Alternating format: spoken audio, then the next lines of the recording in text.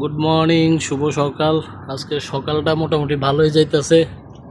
সকালবেলা আমরা চলে আসলাম একটা বুস্টার পাম্পের, ছোটোখাটো একটা বুস্টার পাম্প আমাদের এক ক্লায়েন্টের বাসায়। এই সমস্যাটা ছিল কি, প্রেশার নাই। প্রেশার না থাকার কারণে আমরা উপরে আসলাম, চেক করলাম, মোটর সব কিছুই ঠিক আছে, এমনকি প্রেশারও ঠিক আছে, প্রেশার ট্যাঙ্কারও ঠিক আছে, প্রেশার সুইচ ঠিক আছে, সব কিছুই ঠিক আছে। তো মানে প্রেশারটা নাই কি এই কারণেই এই জায়গায় কিছু জিআই ফিটিং ছিল, জিআই সেম এমন। এই জিআই ফিটিংয়ের ভিতরে অনেক দিন চলার কারণে ভিতরে আয়রন জমে গেছে। আয়রন জমে যাওয়ার কারণে সেম জিআই শক্ত হার্ড হয়ে গেছে। ছিদ্রগুলো এমন থাকে, তো এই ছিদ্রগুলো হয়ে গেছে একদম ছোট। ভিতরের যে গ্যাপটা, এটার থিকনেসটা কমে গেছে।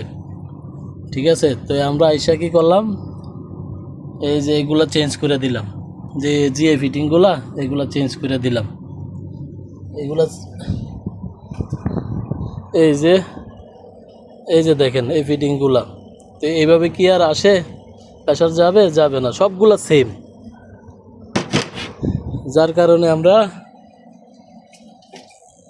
এই ইনপুট আউটপুটের যত ফিটিং আছে সবগুলো আমরা চেঞ্জ করে দিছি। এখন টাকা দিলে সব কিছু ঠিক আছে, প্রেশারেও কোনো সমস্যা নাই।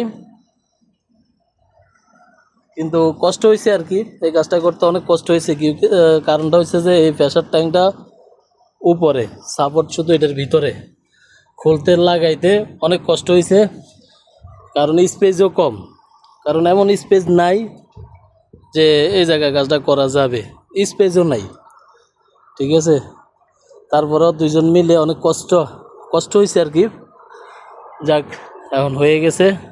এখন আমরা জাস্ট শুধু ওয়্যার কানেকশন করব প্যানেলের মধ্যে, বাস, তারপরে শেষ। জানি না আমাদের বসে কত টাকা নিয়েছে এটা।